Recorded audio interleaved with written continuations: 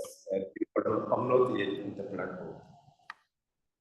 Okay, so last class we briefly reviewed the deep learning approach. So I introduced this ImageNet challenge and explained about two important events.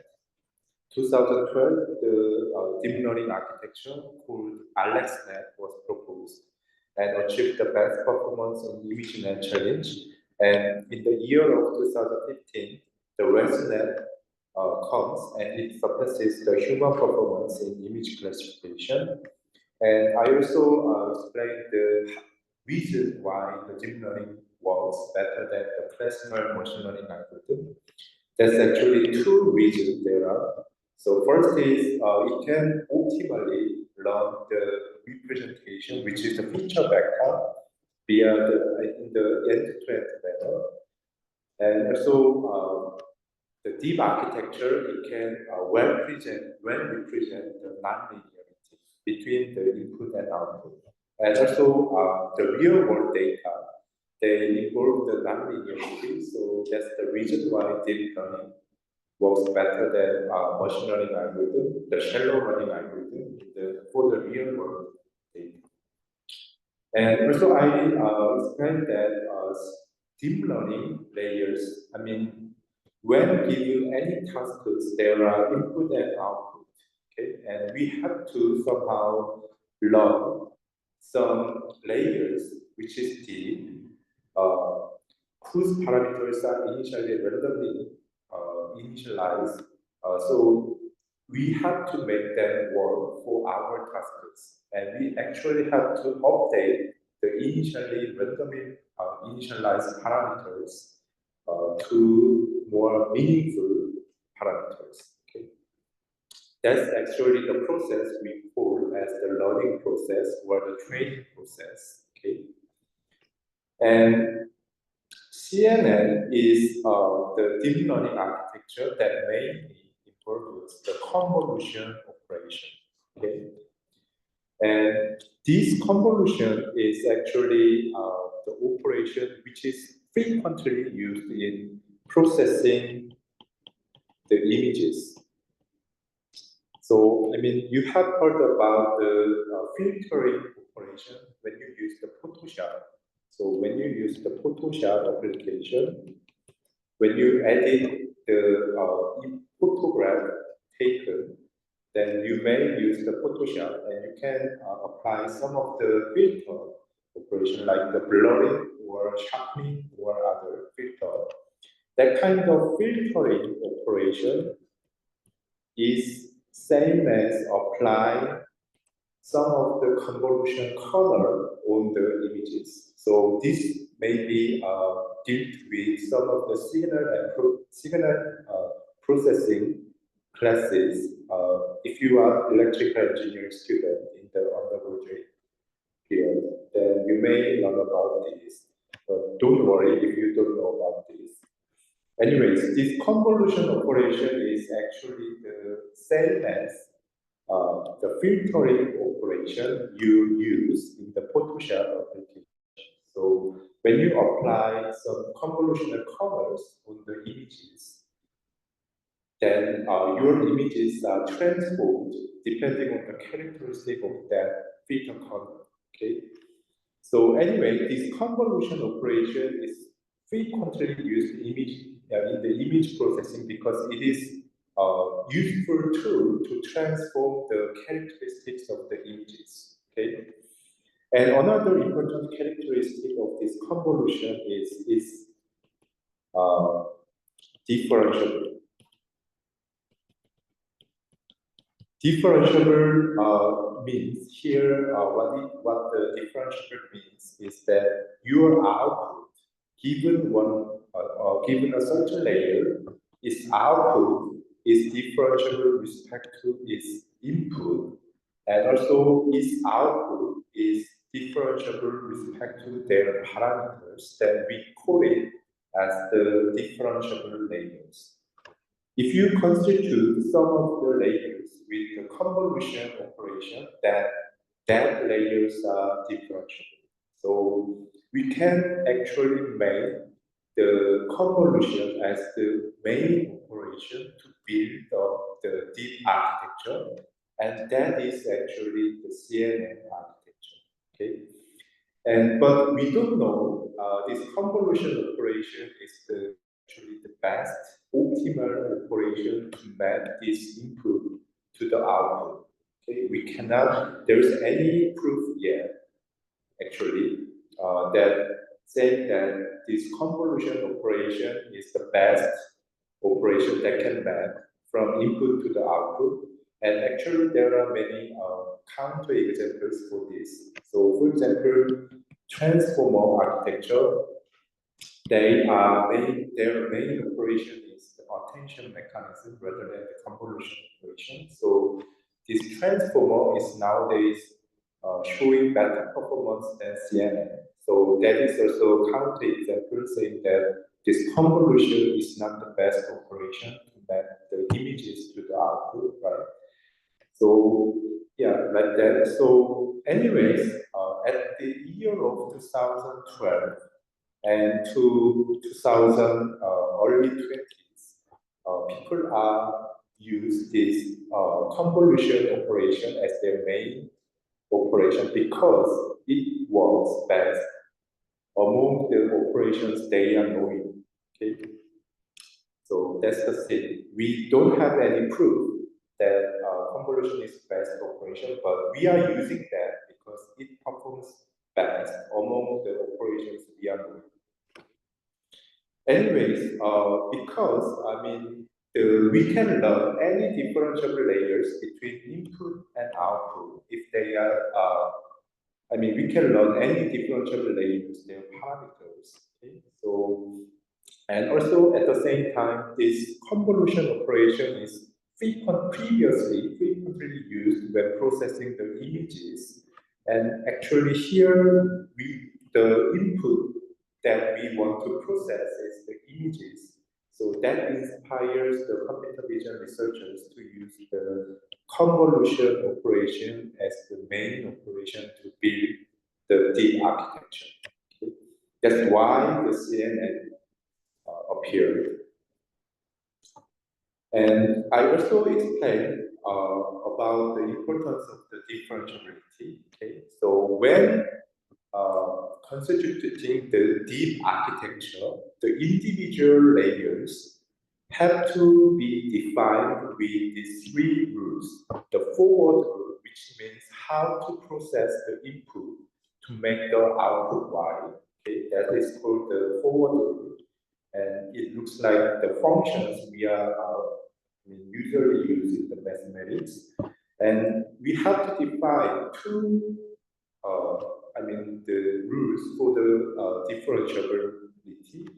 Okay, so the first thing is the differentiable of the output. Different, the gradient differentiate with respect to their input. Okay, so that's meaning this. The output should be differentiable with respect to their input. And also this one is meaning the output is differentiable with respect to their parameter setup. So we have to define, we have to be able to define these two gradients if this layer is learnable. Okay? And when defining these three values for each layers within a deep architecture, the thing we can do is actually this one, okay? So as I told you, the thing we need is this thing, DLD setup, okay? Because we want to update the previous steps parameters and to the new one by adding something, and the something we will add is this one.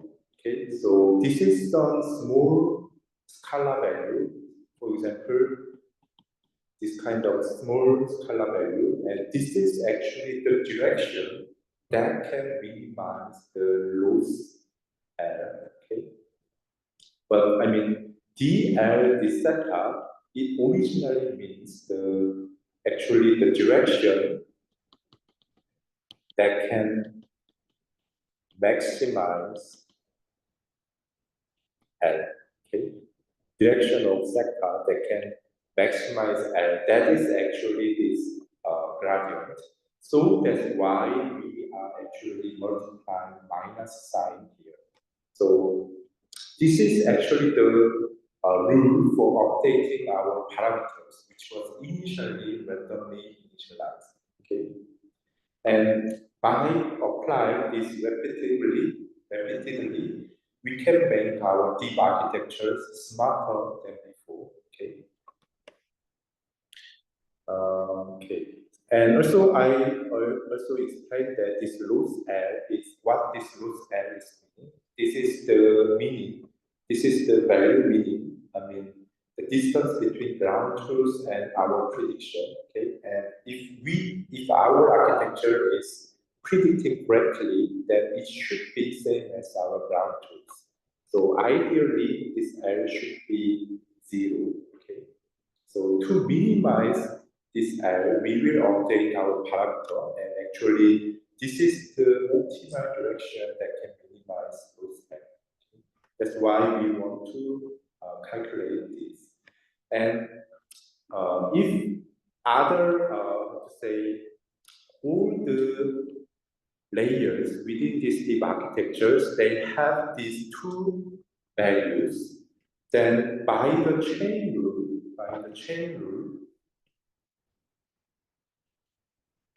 we can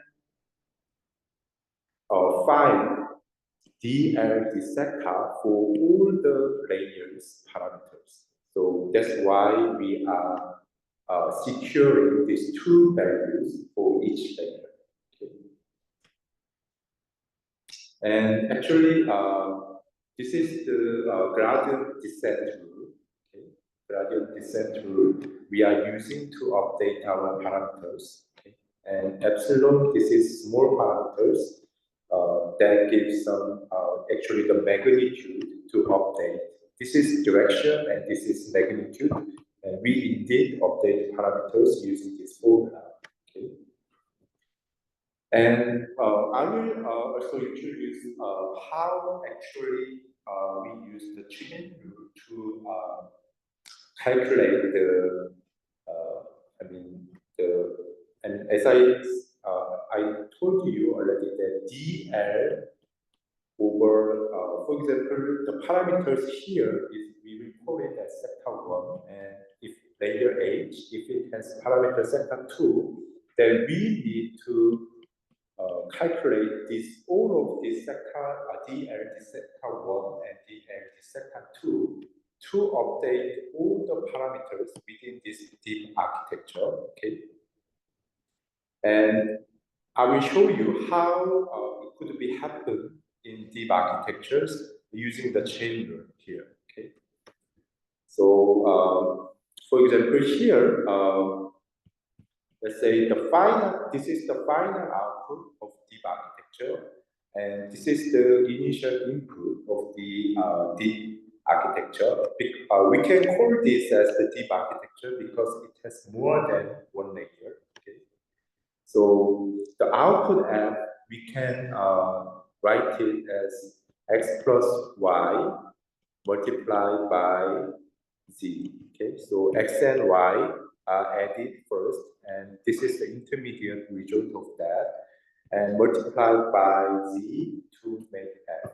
Okay, so this is kind of the forward, okay, of the deep architecture. Okay, so we need this first, and also the other thing we need is, I mean, the gradient values, the final output should be differentiable by their input. Okay?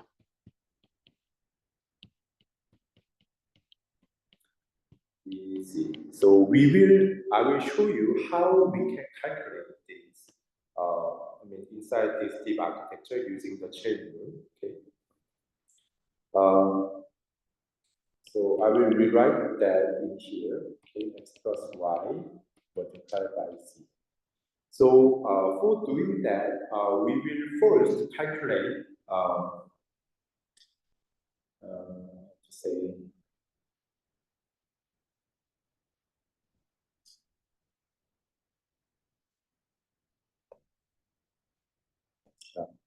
we will first calculate DFD. We will first define this DFD, this intermediate node as Q, and how to say, we will replace this original formula like this, okay? And then we will first calculate DFDZ and DFDQ, okay? So, and also when calculating this, we need the, forwarded values as well. So, let's say the X is having -2 and Y is having 5, Z is -4 for this forward rule, okay?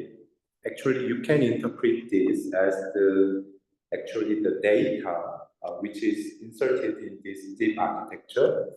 So this is the input data, okay? Then the Q, when X is -2 and Y is 5, then Q would be 3 because -2 plus 5 is 3, right? And then because G is -4, if it is multiplied with the intermediate result 3, then the final output is -12. So the green values, that is actually showing the forwarded values given these input values, okay? And also we define the intermediate node Q, okay? Now we have this formula, right? And the thing we want to calculate first is DFDZ, okay? Then we can apply DFDZ to both sides. By doing that, we can calculate this. So we can just write this in the left side. And for right side, we can differentiate the right side, okay, as we do. And while doing that, we can regard the Q as the constant value. In the aspect of the Z variable, the Q is considered as the constant, okay? So, and when we differentiate the Z, then that becomes 1, actually. You may learn about this during the high school, okay? So if you differentiate Z, okay, then that will become 1, okay? So, and Q is constant, so this becomes actually Q, okay? Because Q multiplied by 1, that's actually Q, okay? And we already calculate that Q is 3, because during the fourth process, we already calculate Q as 3. So DFDZ, that becomes 3, okay? And DF, say DQ, we can calculate that also by applying DQ on both sides, same as before. Then the left side just become like this, and the right side, it becomes Z. When differentiating respect to Q, the Z is again can be considered as a constant. And when differentiating the Q respect to Q, then it becomes 1. So the right side becomes like this, okay? And Z, we already know its value is -4, okay? So we get this initial differentiation, okay?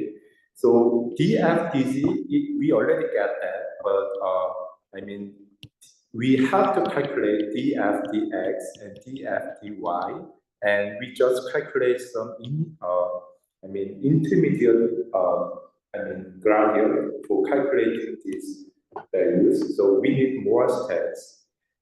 So Q is equal to x plus y. Okay, we already defined this as the intermediate node that represent this. Okay, and we can calculate dq dx and also dq dy using this formula. Okay, so when calculating dq dx, y is regarded as the constant, and if we differentiate the constant, it becomes 0. Okay, and if we differentiate x respect to x, then it becomes 1. So their gradient value becomes 1. And same here, when differentiating x respect to y, it becomes 0 because it is regarded as the constant. And if we differentiate y respect to y, then it becomes 1. Okay? So these two values are again 1. Okay. So we are almost done. So we initially have to calculate df dx and df dy and dz. This is already calculated by first differentiation, but here we need to multiply two values. So dq dy multiplied by df dq. So we already calculate this from here, right? Minus 4 multiplied by 1. And so here we calculate that. So maybe this is all red, so you might be confused. So we already dq dy in this part, so that was 1. And df dq, we already calculated it as minus 4. So this value becomes minus 4, df dy. And this is also a multiplication of df dq multiplied by dq dx by the chain rule. And we find that this is minus 4 and this is 1. So their value is actually becomes minus 4. So this is actually the chain rule we said before. Okay. So and our path to some layers are having multiple layers, then we have to define some intermediate node. And via the chain rule, we can anyways calculate all the gradient. Okay. So this is the ground truth values for this gradient. Okay. So this is actually the way how to calculate the gradient within the deep architectures. Okay.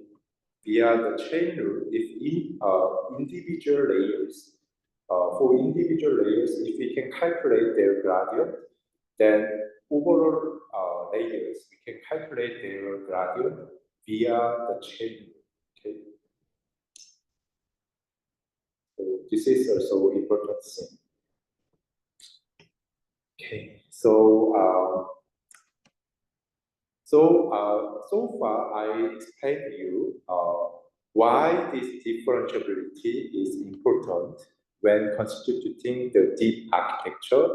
And if individual layers, for the individual layers, we can define forward rule, backward rule, and parameter update rule. Then the overall layers, for the overall layers, we can also define that those three values, and that can make the overall layers to be trainable, okay, using the gradient descent.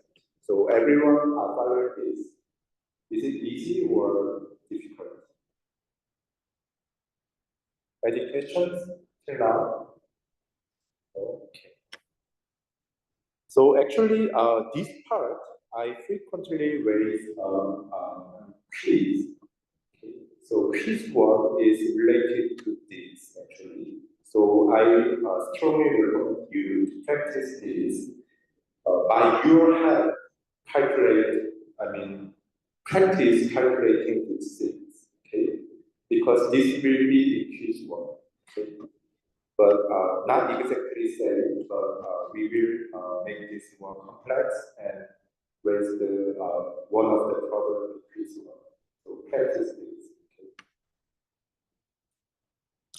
And next thing I want to tell you is that, any differentiable layers can be located between the input and output. Okay. If that deep architectures are differentiable, then that layers could be trained by the gradient descent algorithm. But as I told you, the deep learning researchers find convolutions are somehow effective for processing the images, and also it is differentiable and can be used in deep architecture and propose these CNN architectures. So that's the abbreviation for convolutional neural network. Neural network is, the kind of the same word with the deep learning, deep architecture or deep learning. So CNN is actually meaning that it is the deep learning architecture mainly composed of the convolution operation. So as you see, it has multiple layers, but it has mainly the convolutions inside, and also it has few more layers, which is called as pooling, and somehow the nonlinear activation, and also the fully connected layers. So I will explain that further in the next slide. Okay. So actually, this is how the 2D convolution works. So let's say this is the input image. And originally, the input image had to be very big, but to explain you, I prepare only 5 by 5 size image here. Okay? And also, the pixel values in the original image normally have this range, but I reduce also the range of the pixels as well. Okay. Anyways, this is the input, the 2D, actually the 2D input given to the 2D convolution operation. And we have to define this kind of filter colors when applying the 2D convolution operation. So this filter size, also you can design that. This is actually the hyperparameter of the convolution operation. Okay. So the difference between hyperparameter and parameter is parameters that can be learned. That is actually the sector. Parameter is the sector that can be learned during the training process.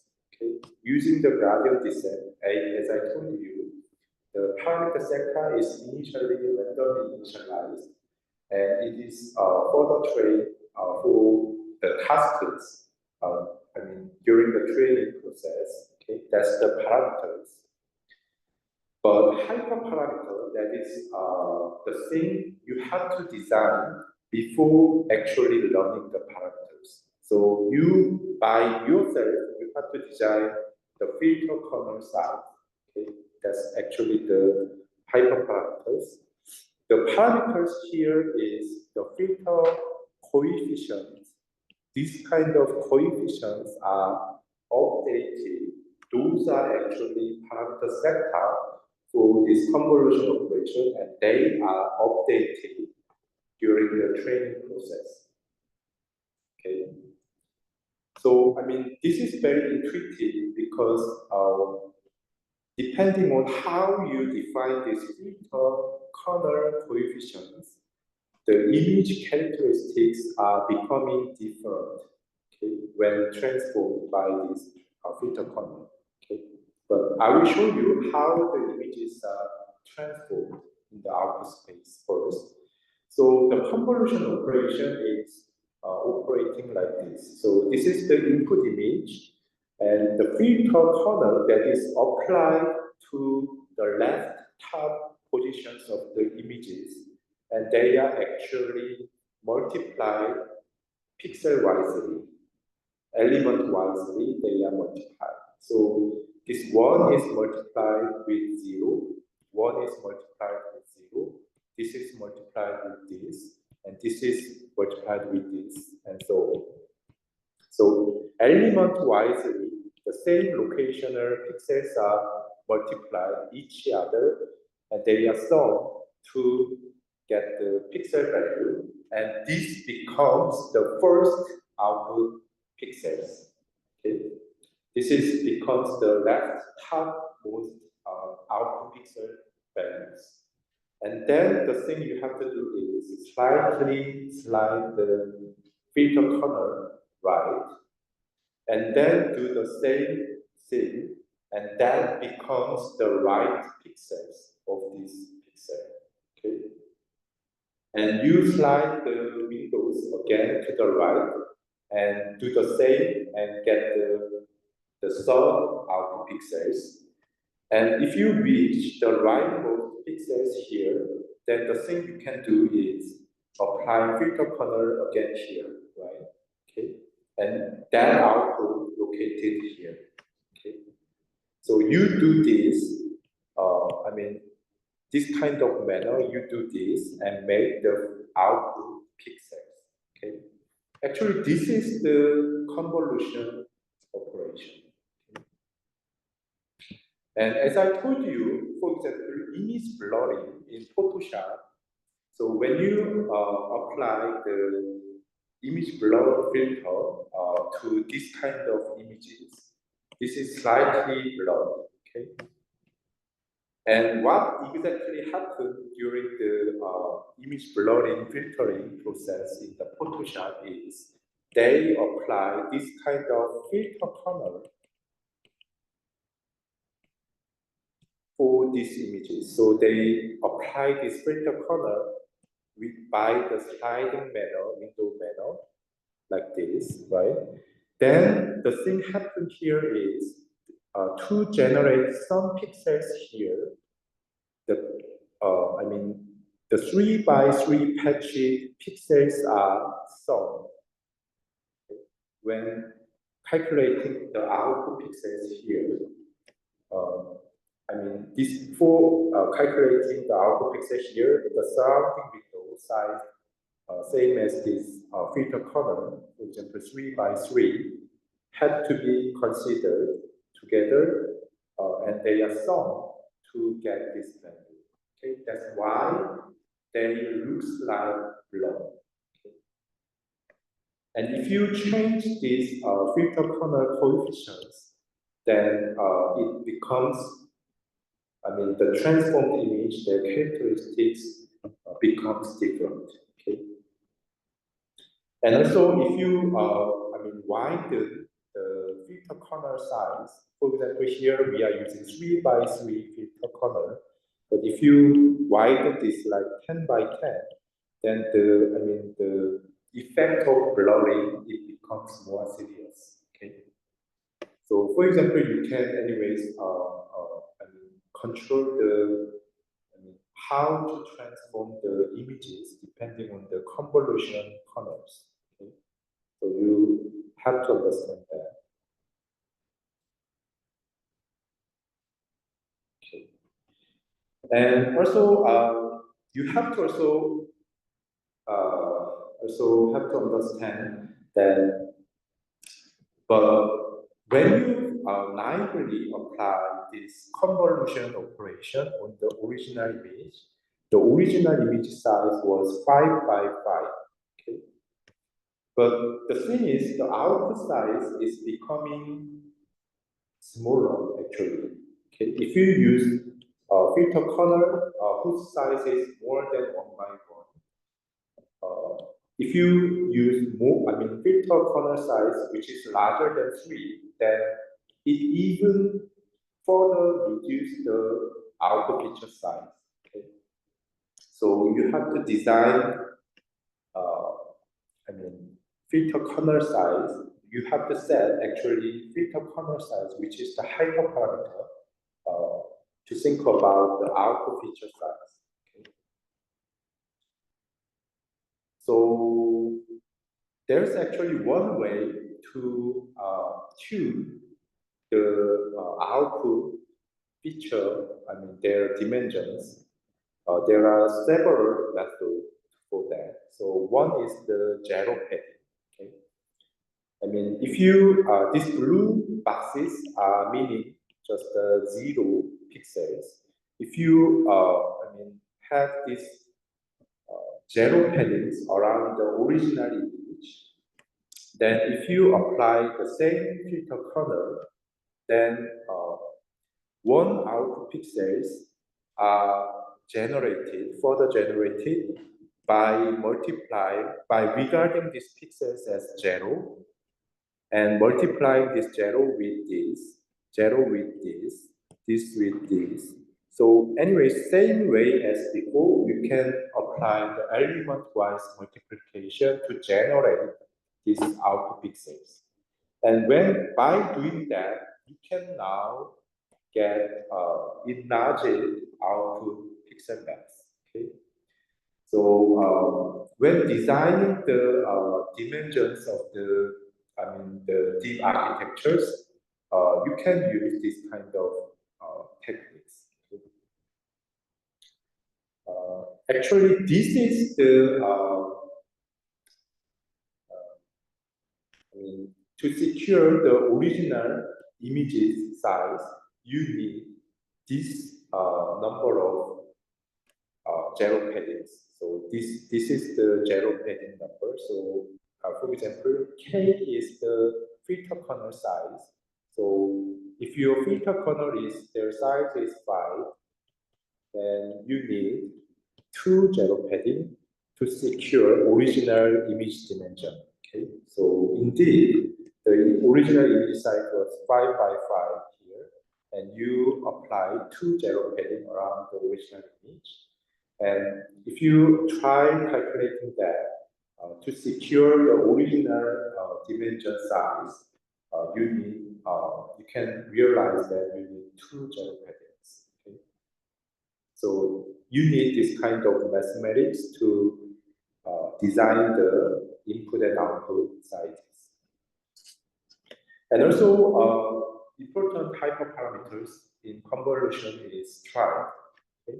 So as I mean, when explaining the original 2D convolution operation, I said we will slide this window by 1 pixels, right?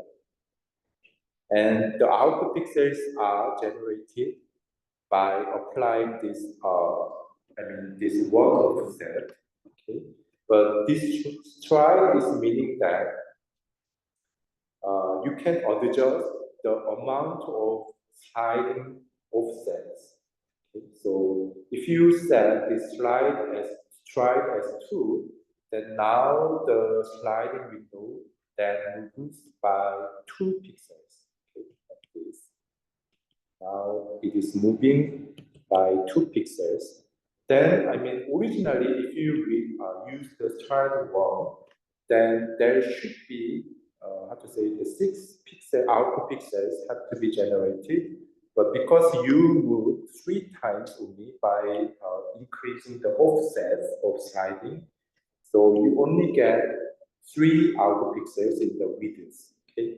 So actually, this try is related to the output feature size. Okay. So you have to carefully design this try as well.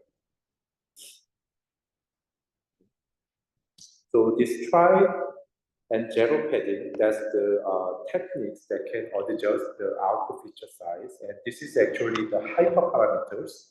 And you have to design carefully then to make the overall architecture and the filter corner size that can be trained during the training process. And actually, the CNN, they are using the convolutions as the main operation, but they are not directly using the convolutions inside the CNN. They actually need few more steps to constitute this convolutional layer. Okay, this convolutional layer is actually the layer I introduced here. So convolutional layer, that's the main layer inside the deep layers of the CNN architecture.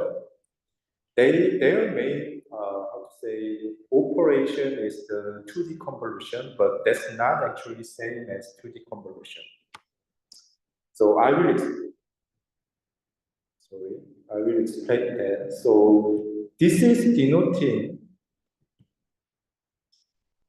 three channels of the input images. So I1, that's meaning the first channel of the input image. I2, I3, that's the second and third channels of the input image, right? And I mean, assume that their size is 5 by 5. Okay?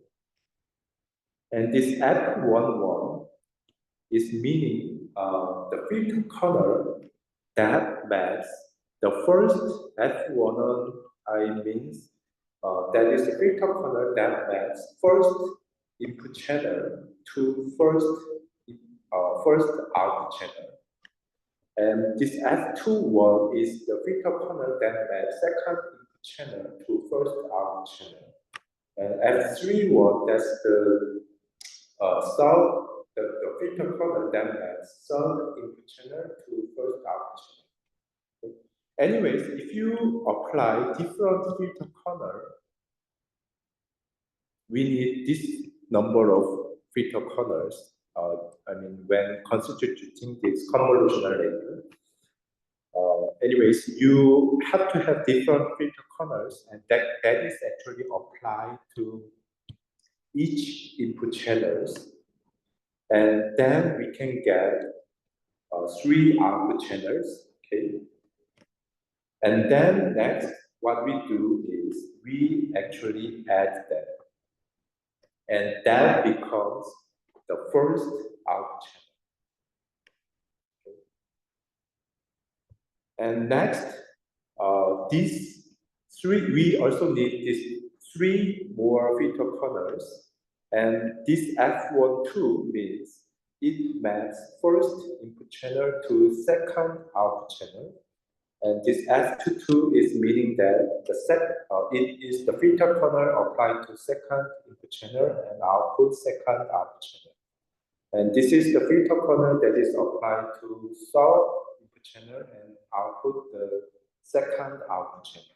Anyways, they are applied to generate the output map for each channel, and they are actually added to get the second output channel. Same it is operated for n output channel. Okay. So you can actually control how many output channels you will generate given this fixed number of input channels. Okay, that depends on how many filter colors you are using during this convolutional process. Okay, so actually this is also the hyperparameters, the dimension of output. You can control that using stride and the zero padding, right? And this dimension also can be controlled, and the number of output channels that could be also controlled by you. That is actually the hyperparameter you have to design, controlling the number of filter colors. Okay? That's the convolutional layer. Okay, so given these input channels, you can get this output channel using the operation I explained here, right? But the important thing you have to remember is this 2D convolution operation is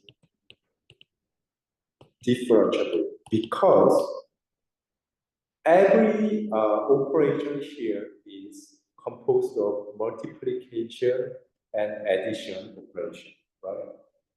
So if some function is get from some input x using this kind of polynomial forms, like say any form of polynomials, every polynomials are differentiable. If you use this kind of full operation, I mean including this minus and division, if you constitute the input variables using this operation to make the output, then that output is differentiable with respect to the input x. Okay. So you already see that the main operations of the convolution is composed of multiplication and addition. Okay. The input pixel values are multiplied or added to the values. So the final output that is differentiable with respect to the initial variable. Okay. And also the filter coefficients, that's the sector we have to train, right? And you already see that these filter coefficients and the initial variables, they are multiplied together or added together to get the final output. Okay. So that's why actually the reason these convolutional layers are differential. Actually, they're dy d sector and dy dx and dy d sector we can calculate easily. Okay. I mean, the only hurdle for calculating these two variables is the thing there are too many parameters. Okay, because we need many filter colors when implementing this convolutional layer. Besides that, it is very easy to calculate.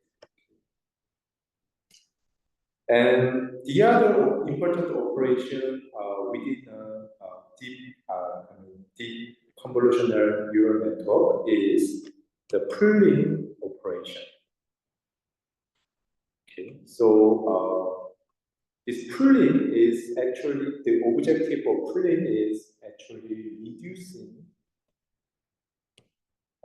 the image signal. I mean, actually, this CNN was originally proposed for doing the image classification task. So the images somehow have to be mapped to the probability vector at the last layer. This probability vector is actually meaning one of the semantic vectors.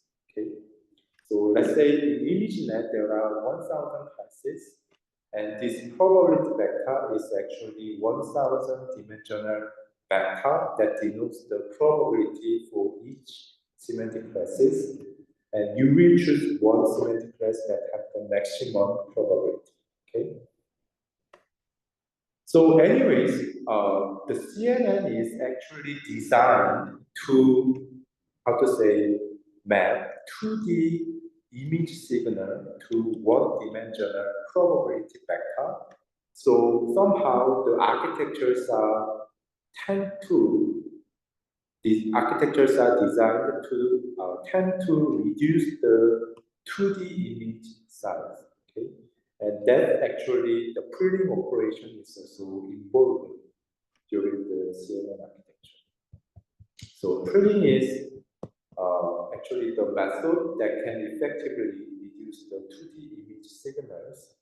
And there are actually two hyperparameters. So stride, the first is the stride, and how the filter kernel size similarly to the convolutions, but their meaning is slightly different. So I mean, stride is similar, and I will show you how this pooling operates first. So when given these 4x4 dimensional images, 2D signals,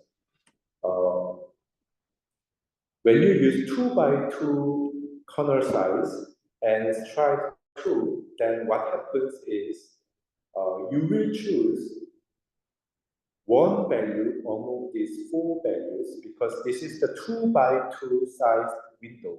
Because the filter corner, you are using 2 by 2 filter corner, our window size is 2 by 2. So we will see only this amount of this dimensional windows, okay, only. And among this window, we have to select the one value. And this 6 is anyways the selected value. And then we will move it by offset 2. And this is another window we have. Okay? And we will select one value here. And also we have to move this again by offset 2. And the window is now located here. And select one value again. And move the window by 2 pixels again. And select one value among this window. Okay, so this is how pooling works. Okay, phi is amount of offset that you move the window, and this is the filter 2 by 2 means the window size. Okay, so pooling requires 2 microparameters, and actually, I omit how to select the values from these windows. Actually, there are 2 frequently used method when selecting the values within a window. Max pooling is very simple. You can select the windows. Okay. This is the max pooling. So the selected values are the maximum value within each window. That's the max pooling. Average pooling, the selected value is the average of these 4 values. For example, A is the average of these 4 values, 79, that's the average of this 4 value, 20, that's average of this 4 value. Okay. Anyways, their size is reduced. Okay. And this is already implemented in some of the library. I will explain that later. Okay. Anyways, this is the operation for pooling, but you have to remember that this pooling is also differentiable operation. So, I mean, selecting this, this is the input signal, right? Input X, and this is the output Y, right? And we will apply the pooling operation. And this pooling have to be differentiable. Okay. And anyways, when you do max pooling, then it says you can interpret that multiply 0 to each value and multiply 1 to the 6. Okay. And by doing addition, you can get this 6. Okay. The pooling is actually can be interpreted in this way. You have to make some virtual mask having only 0 and 1 and only pass the maximum value and multiply 0 to non-maximum values and add them. That's actually how pooling works, and it is actually differentiable. Okay? Because it is composed of multiplication and addition again. But the thing is, pooling doesn't have any parameter sector to be learned. Okay?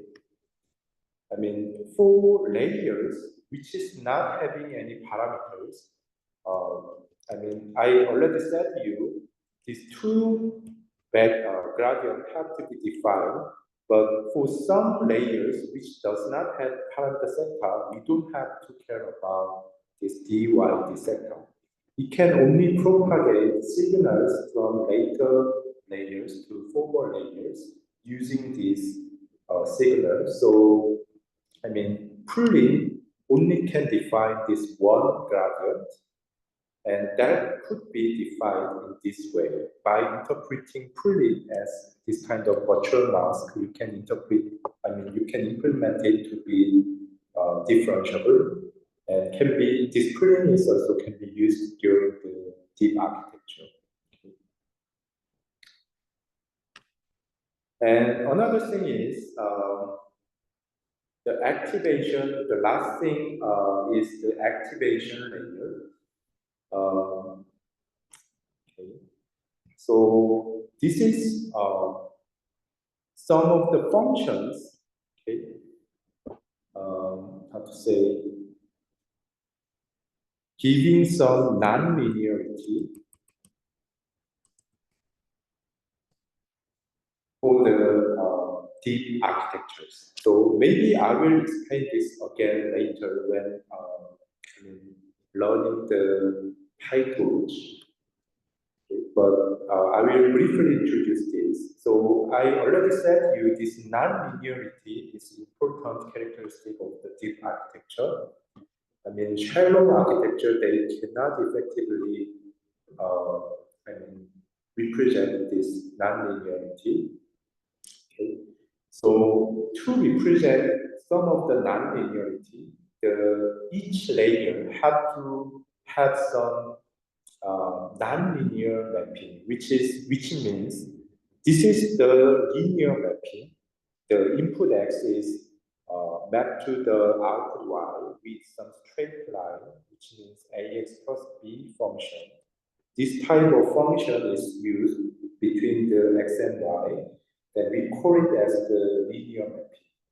But if there is curve between x and y, then there should be some of the functions that have more than power 2. Okay, that means we need some of the nonlinear function between x and y. And to give on purpose, give some nonlinearity between the input and output. But the thing is, the 2D convolution layer, it also has some of the polynomials which have lower power. So we all propose wanting to give some nonlinearity by involving this kind of nonlinear layers. Okay, so for example, this three is frequently used nonlinear functions. Okay, within the deep architectures. And the first thing is called as the sigmoid function, and the second is called as tangent hyperbolic function, and the third one is called as a ReLU function. I will first explain the characteristic of each function first. So this is x, the input space, and this is the y, the output space. So they are assuming that the input could have minus infinity to infinity value, but they map those values only to this range, 0 and 1. So this is a highly nonlinear function. So because the input and output, they are not having the linear relationship when mapped to this space. So this is, anyways, the nonlinear mapping. So this is frequently used. Also, this has some useful features as well because it also can normalize the intermediate layers, deep learning layers responses. Okay, so during training, the scale of the intermediate layers that can have minus infinity to infinity value, but we can somehow, using this sigmoid function, bound them to 0, from 0 to 1. And also tangent hyperbolic, what they do is also similar to sigmoid function, and their exact functions are like this. Okay? What they do is there's input signal also could have minus infinity to infinity, but their y values are mapped to minus 1 to 1. Okay? That's tangent hyperbolic. But these two functions are having some problem. they were frequently used in earlier deep learning architectures, but they are having some of the problem. So nowadays, people are using this kind of ReLU functions. Okay, so what they are doing is they also assuming that the input values have minus infinity to infinity value, but if their input values are less than 0, then they will map that to 0. But if their values are larger than 0, their input values are larger than 0, they will map it to their original values. Okay? So nowadays people are using this value, and because when x is exactly 0, their values are different. This function has some nonlinear characteristics. So this kind of three functions are frequently used in deep architectures as the nonlinear functions. But nowadays we more frequently use this value function. Anyways, these kind of functions are used to constitute the overall architectures. And somehow the thing you have to do is, given some of the image size, you have to design how to tune your output channel. This is actually the number of channels in input, and this is the dimension of the input image. And you have to design how to tune your convolutional kernel size or stripe and zero padding, and how many filter output we generate. You have to think about that and make this actually the architectures. And also you have to tend to make the architectures to be, how to say, their dimensions to be reduced. And eventually you make them to have one by one dimensional, actually 1D vector afterwards. And for example, here you map this, reduced 2D signal, you can reshape that as the this dimensional, one dimensional vector, and then you map it to 10-dimensional probability vector, because this is 10 because you have only 10 classes in this application. So anyways, this is how CNN works. Okay? And when making this kind of architecture using convolutional layer, pooling layer, or the activation layers in the middle, you can train this architecture's parameter sector using the gradient descent, using the data and gradient descent. And you can make this overall architecture works for your own application. Okay? So, important thing you have to understand is these combinations are becoming differentiable because each modules are differentiable components. Okay. So the remaining part we will also learn in the different sessions. So the most important thing you have to remember is the main operations of the CNN, the convolution, pooling, and the activation layers, and how they work, and the thing they are differential. Okay, and also you have to remember how to calculate the gradient in the middle. Okay. Okay, this is the end of today's lecture, and as I told you, next